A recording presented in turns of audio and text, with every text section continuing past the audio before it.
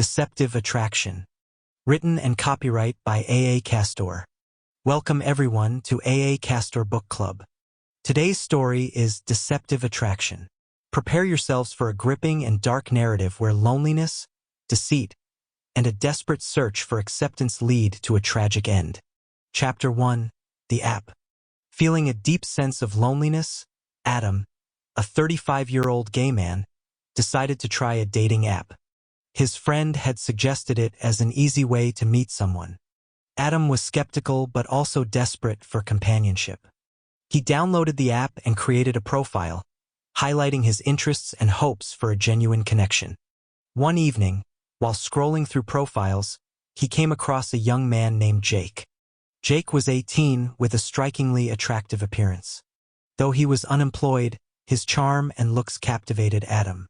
They began chatting, and Adam felt an instant connection. Their conversations flowed effortlessly, filled with laughter and shared dreams. After a few days of chatting, Adam and Jake decided to meet in person.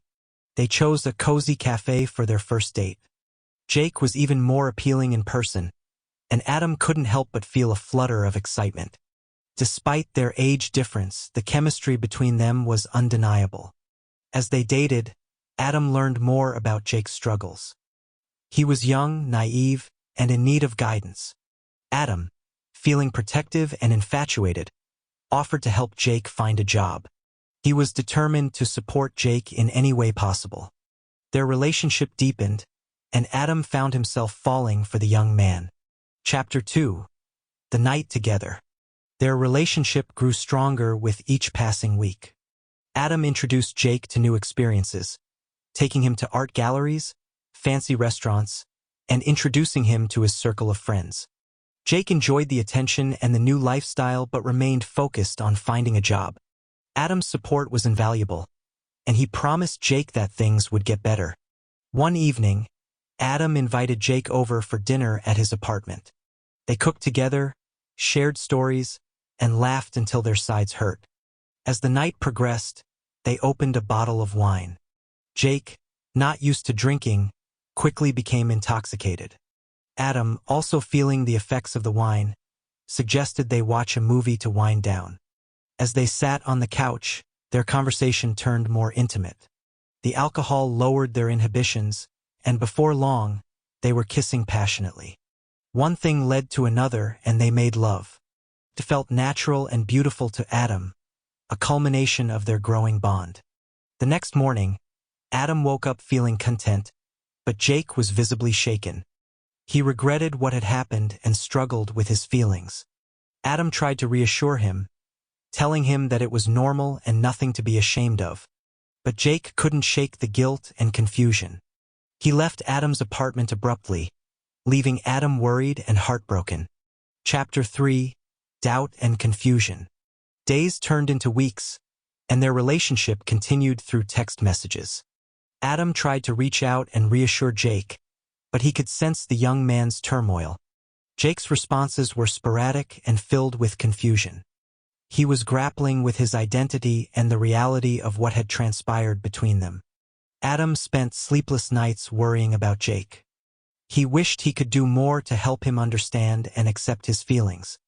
Their once vibrant conversations had turned into distant and hesitant exchanges. Adam felt helpless, unable to bridge the growing gap between them. One afternoon, Jake finally reached out and asked to meet. Adam was relieved and hopeful, thinking that Jake had come to terms with their relationship.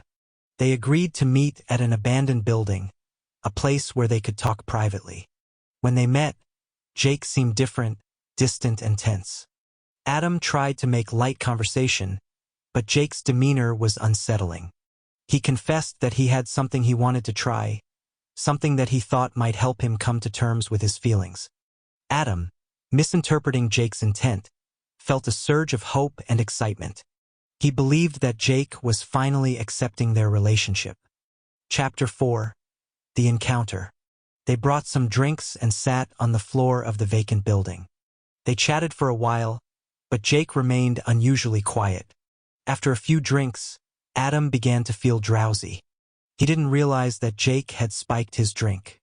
As Adam drifted off to sleep, He couldn't shake the feeling that something was terribly wrong. When Adam woke up, he found himself bound and unable to move. Panic surged through him as he saw Jake standing over him, tears streaming down his face. Jake was crying, but his expression was one of anger and torment. "How could you do this to me?" Jake screamed, his voice filled with anguish. "How could you make me feel this way?" Adam tried to reason with him, pleading for understanding. "Jake, I never wanted to hurt you. I care about you deeply." But Jake wasn't listening. He was consumed by his own inner conflict and guilt. He punched Adam repeatedly, venting his frustration and confusion. Adam's attempts to calm him down were futile. Jake's anger was uncontrollable, and he felt betrayed by the feelings he couldn't accept. After a while, Jake left Adam there, bruised and unable to call for help. Adam was terrified, not knowing if or when Jake would return. He tried to free himself, but the bindings were too tight. The pain and fear were overwhelming. Chapter 5: The Cycle of Torment. Jake returned multiple times over the next few days. Each time, his anger seemed to grow. He couldn't reconcile his actions or his feelings, and he blamed Adam for everything. He would ask the same questions over and over, demanding to know why Adam had seduced him, why he had made him feel this way. Adam's pleas for mercy fell on deaf ears. He was subjected to more beatings and verbal abuse. Each visit left him weaker and more desperate. He couldn't understand how their relationship had turned so dark, how the love he had felt had transformed into this nightmare. Jake's torment was relentless. He couldn't forgive himself or Adam. The cycle of violence continued, each encounter more brutal than the last. Adam's body was battered, his spirit broken.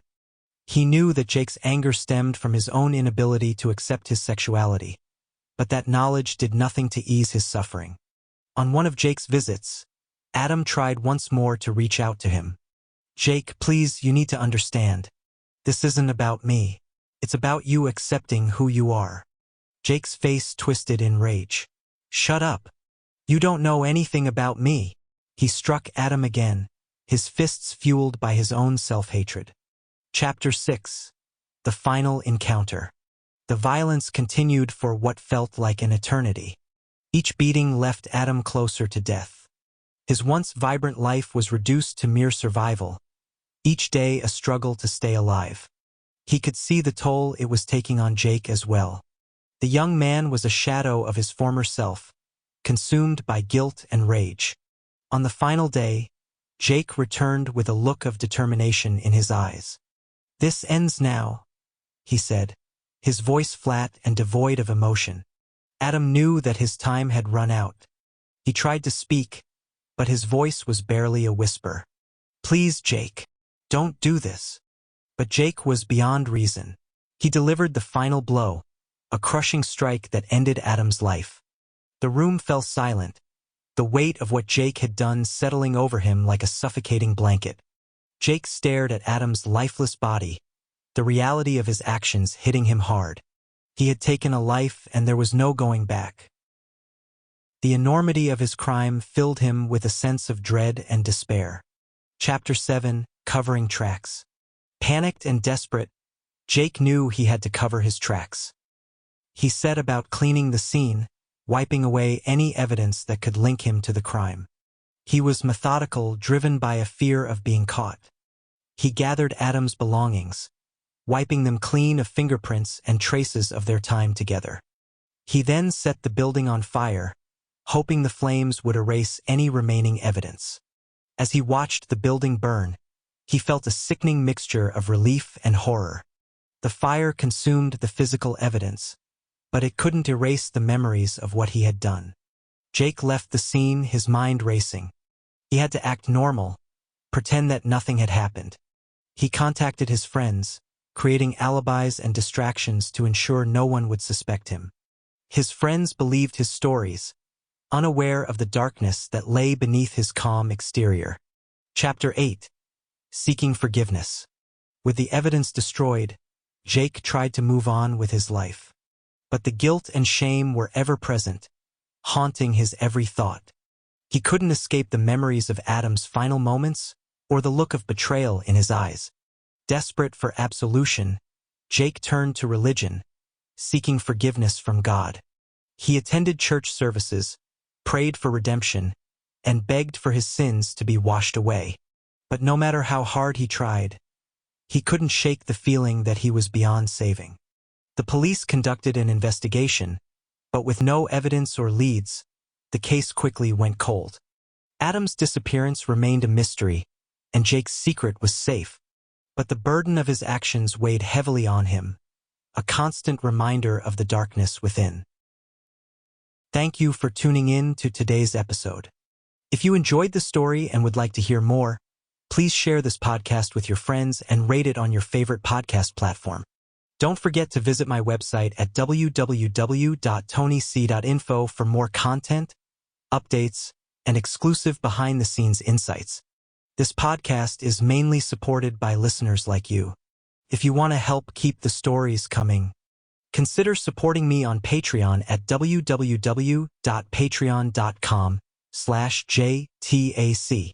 Even just $1 a month makes a huge difference and helps me continue to create the content you love. Thank you again for listening. Your support means the world to me. Until next time, stay safe and keep exploring the unknown.